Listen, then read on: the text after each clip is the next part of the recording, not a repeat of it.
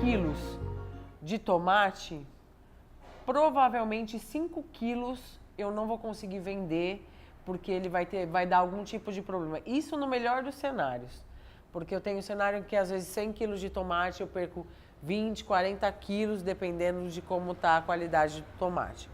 E aí, tomate é uma coisa que não dá para perder também, ainda mais um tomate orgânico, de qualidade. Então a gente tenta reaproveitar. E aí dá uma média assim, desses, vamos supor, de 5 quilos que eu perdi, aproximadamente 2,5 quilos eu consigo fazer molho. E o resto vai para compostagem, né? A taxa de reaproveitamento hoje, que eu tenho um espaço que está sendo designado para isso, ela está em torno de 60% da minha quebra, né? Mas isso já foi bem menos. E o ideal é que chegue numa taxa de 90% de tudo que eu não conseguir vender seja de alguma forma destinado para o melhor jeito possível. Em 2003, quando eu estava estudando mesmo a fundo, a cidade de São Paulo, por exemplo, produzia 16 mil toneladas de lixo por dia. Hoje já mudou para 20 mil toneladas de lixo por dia. Sempre achei um absurdo. E 52% em média desses alimentos são alimentos que eles chamam, tem uma classificação de orgânicos também, que são alimentos que podem ser reaproveitados em compostagem, por exemplo. Então, o que é esse alimento orgânico? É resto de fruta, de poda de árvore, é tudo que sobra na nossa casa e vai para aquele lixinho da cozinha. Então, 50% do lixo que a gente produz é lixo, é comida que não pode não mais servir para a gente, porque é casca, porque é bagaço, mas serve para a terra. O Brasil, a gente tem a cultura da abundância em água, abundância em alimentos. Talvez porque a gente não tenha conhecido esse lado da escassez, como países que sofreram guerras conheceram. Então eu acho sim que a gente tem uma cultura da abundância que acaba sendo levada para a cultura do desperdício. A gente desperdiça água, a gente desperdiça alimento, a gente desperdiça nosso tempo nesse trânsito.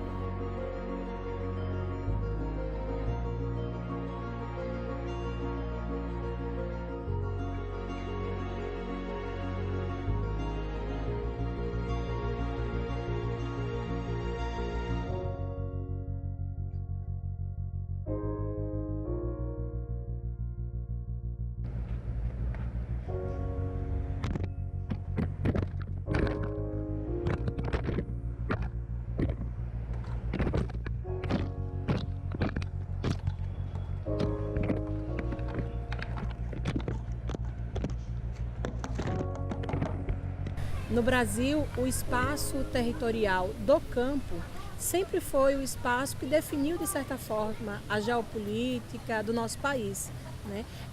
É justamente por conta da terra que o Brasil é descoberto. A ocupação de terra, ela se dá sobretudo porque o Estado brasileiro ele não cumpre com a sua função.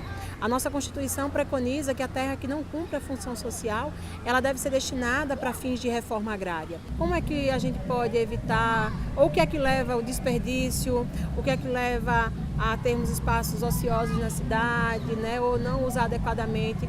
Eu vejo que primeiro não é algo exclusivamente de São Paulo, e eu acredito que isso está muito relacionado ao modelo de sociedade. Na verdade, nós somos uma sociedade capitalista que ensina as pessoas a isso, né? Há algum tempo nós acreditávamos que no mundo tinha pessoas que passavam fome porque não tínhamos a capacidade de produzir alimentos. Isso não é verdade. Hoje nós produzimos o que é produzido pela agricultura no mundo, a pequena agricultura, o que é produzido também pelo próprio agronegócio, alimentaria 9 bilhões, né, de pessoas. Só que o capitalismo cria a ideia, né, do desperdício, cria a ideia, não só a ideia, mas cria a prática do desperdício, mas porque está embutido nos seres humanos, né, valores, né, ou desvios que levam as pessoas eu prefiro desperdiçar, a partilhar com quem não tem, né?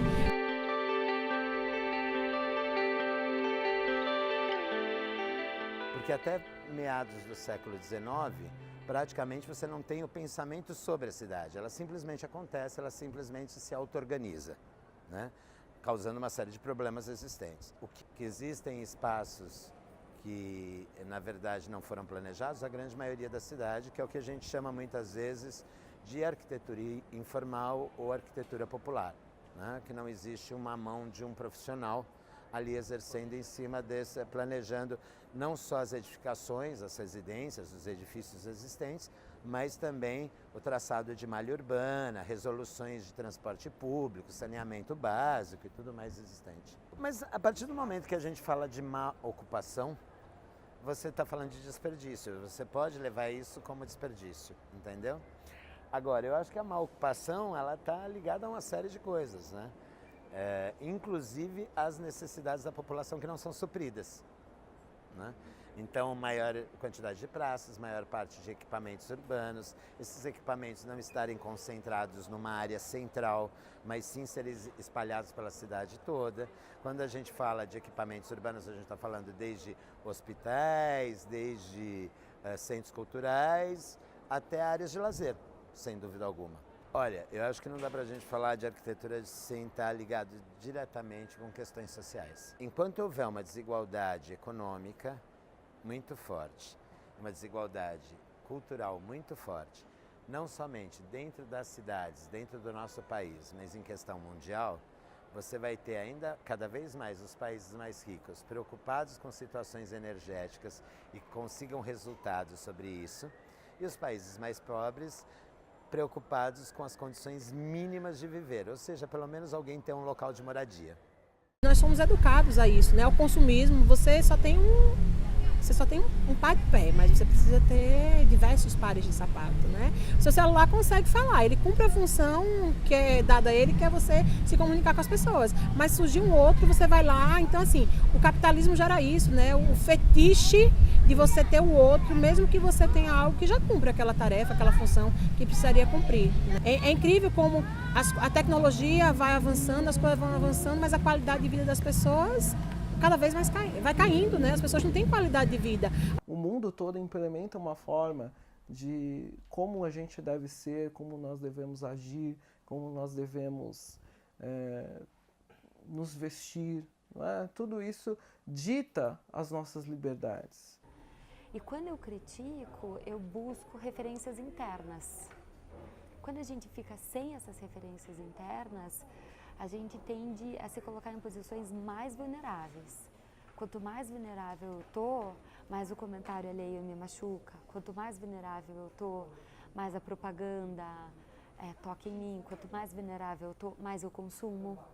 Com dinheiro você pode abrandar suas necessidades, pode gerar emprego para as pessoas, pode auxiliar quem passa fome, quem não tem roupa para vestir, pode dar esperança para alguém. Você pode ajudar alguém num tratamento de saúde. O que é o desprendimento? Você partilha, você auxilia. Isso é o correto. Você não tem que ter aversão pelo mundo, nem pelas pessoas, nem, entre aspas, nojo pelo capitalismo. O problema da sociedade não é socialismo nem capitalismo, é a ignorância das pessoas.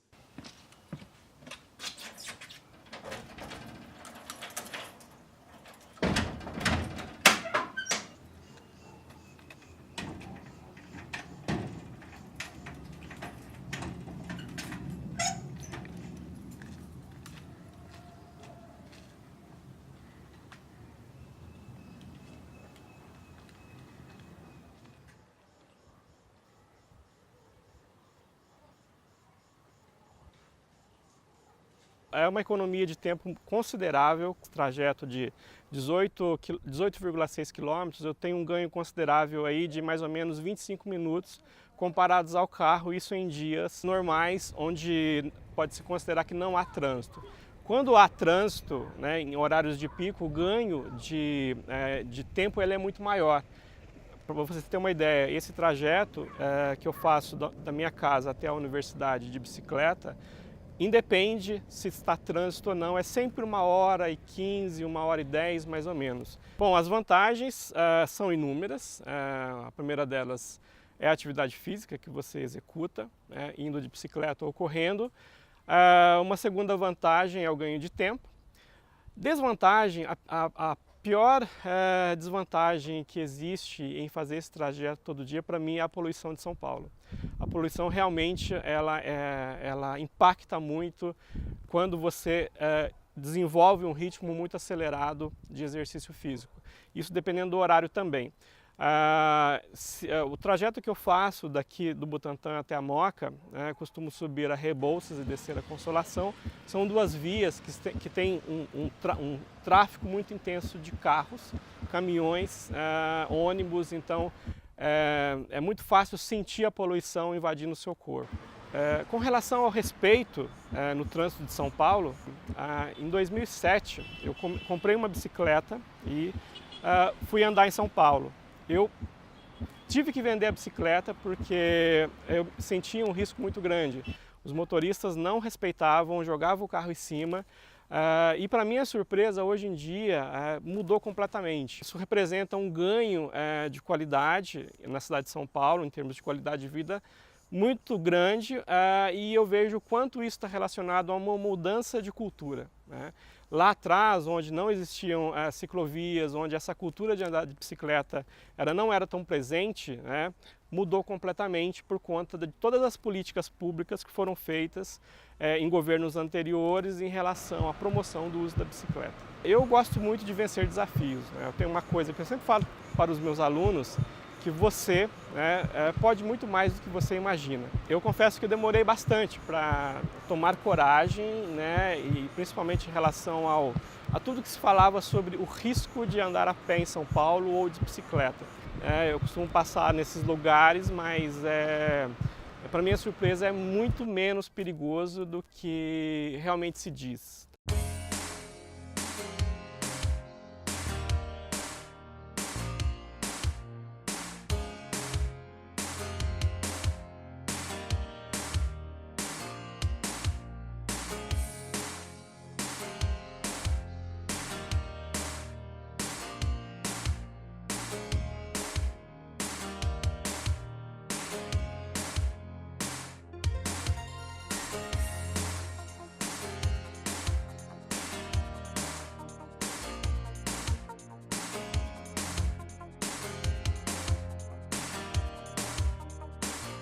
O tempo é uma questão muito subjetiva, há dois lados, tem um lado objetivo e tem um lado subjetivo.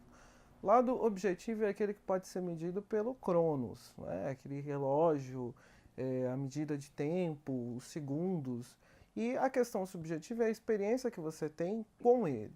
É diferente, por exemplo, quando a gente está trabalhando, né? Ao estar trabalhando, o tempo parece que demora. As atividades que nos trazem prazer dá a impressão de que o tempo passa muito mais rápido, né? Então, esses são os dois lados da experiência com o tempo, lá do objetivo, que realmente são 24 horas, e é uma convenção humana. Essas 24 horas, nós escolhemos determinar o tempo dessa forma e assim vivemos. No entanto, há a todo momento essa experiência subjetiva, que vai depender da pessoa com quem você está falando, o momento que você está vivendo. Então, quando nós dizemos assim, olha, definimos, um tempo é perdido, eu posso recuperar esse tempo perdido, você pode recuperar as experiências que você não teve.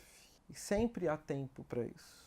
Porque o tempo, como experiência subjetiva, como algo individual, você é capaz de fazer isso. Não há um tempo cronológico que possa ser recuperado, mas há um tempo existencial que pode ser montado.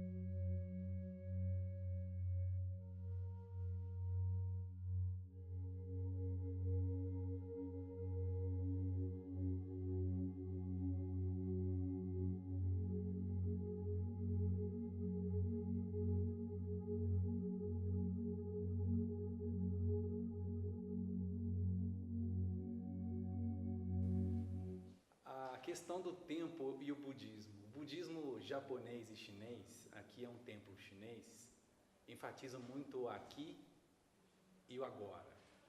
Quando você pensa no passado, é um filminho na sua mente. Quando você pensa no futuro, é só um filminho na sua mente.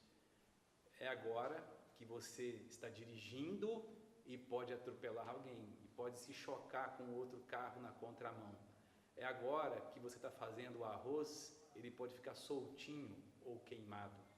É agora que você pode dizer sim, dizer não, e um segundo, uma fração de segundo decidir vida e morte para você quando você perde um táxi, perde um avião, perde o ônibus. Então a vida acontece no agora. Ainda que você seja um homem de negócios, entre aspas, bem-sucedido, pode descobrir no final da vida que você não viveu. O Dalai Lama fala: há pessoas na juventude que consomem a saúde para acumular dinheiro. Na velhice, gastam dinheiro para recuperar a saúde. Pensam no futuro, de forma que não podem viver o futuro e não conseguem viver o presente. Vivem como se não fossem morrer, e quando morrem, é como se não tivessem vivido. Entre a sepultura e o útero, esse intervalo nós chamamos de vida. Então você é jovem, você vai envelhecer. Você eventualmente vai adoecer e ninguém ficará por aqui. Todos nós temos um tempo de vida. Como você está aproveitando cada minuto, cada dia da existência? Eu costumo dizer que um dia mal vivido, ele não é devolvido no final do ano. Olha, esse dia aqui você não viveu bem, tá? Viveu meia boca esse dia aqui. Não, vamos somar os dias que você viveu assim, vamos devolver. Dessa vez você vive direitinho. O ano vai ter 365 dias, inevitavelmente. Não vão acrescentar mais uma semana, mais 2 ou 3 dias ou um mês para compensar o que você não viveu bem durante o ano. É muito importante entender isso. A hora avança, ela não é devolvida. O dia passa, ele não é restituído. Um dia mais vivido é um dia a menos para se viver. O que você está fazendo de si mesmo?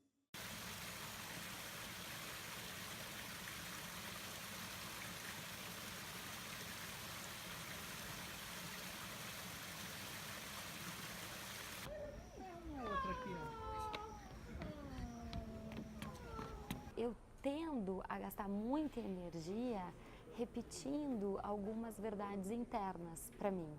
Eu fico gastando, eu fico pensando, procurando explicação, procurando uma solução, e eu não consigo sair disso. Porque quando eu vi, eu fui lá e fiz de volta. Quando eu vi, eu estava presa e eu agi da mesma maneira. Eu tendo a encarar a vida sempre por um ponto de vista. Então você tem um desperdício, porque em vez de ver várias possibilidades, você só vê uma, você fica fixado em uma. E daí você está desperdiçando novas possibilidades de agir, de pensar, de se comportar, de sentir diferentes emoções. A solução sempre vai ser achar um equilíbrio entre eu e o outro, entre eu e a mídia, entre eu e tantas outras possibilidades. Porque não tem como voltar, isso é fato. Cada caso é um caso, porque cada um desperdiça coisas diferentes. Então eu acho que diz muito da tua subjetividade, diz muito da maneira como você se constrói e encara a vida. Mas eu acho que a gente desperdiça relacionamentos, a gente desperdiça energia, a gente desperdiça amor, a gente desperdiça oportunidades, sucesso, a gente desperdiça risadas, a gente desperdiça elogios. Infelizmente a gente vai mantendo e vai guardando muita mágoa, isso corrói. A gente vai competindo demais, a gente vai se menosprezando demais, a gente vai querendo tudo, a gente vai se perdendo nesses desejos loucos. Então acho que a gente vai desperdiçando vida, a gente vai desperdiçando a possibilidade de um abraço, a gente vai desperdiçando oportunidades de dizer eu te amo, a gente vai desperdiçando oportunidades de se amar, de perdoar, de se relacionar. A gente vai se machucando e a gente vai machucando os outros. E daí a gente vai desperdiçando tudo que isso pode acontecer.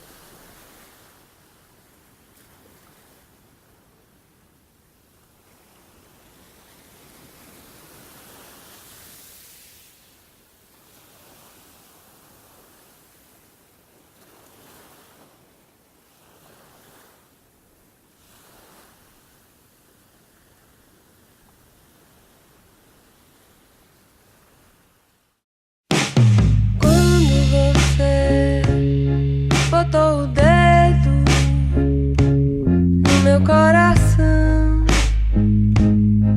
abri um rio, abri meus olhos, vi que a sala estava escura, que brilhava a pele dura de paixão.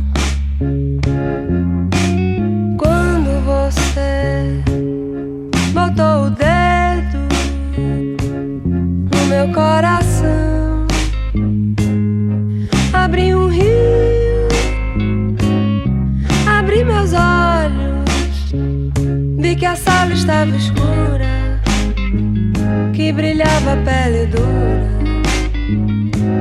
de paixão.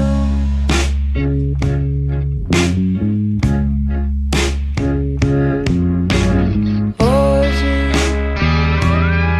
desperdiço-me sentada nesse jardim, vendo a vida passar por mim assim. Hoje desperdiço-me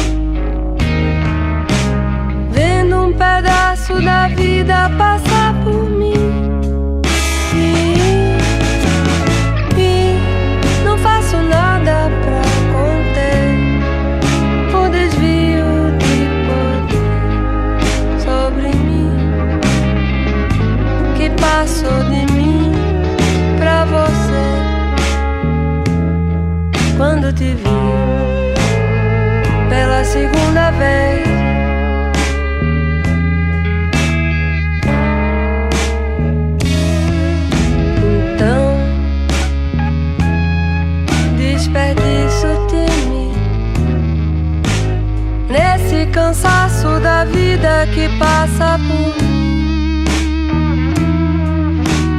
Então,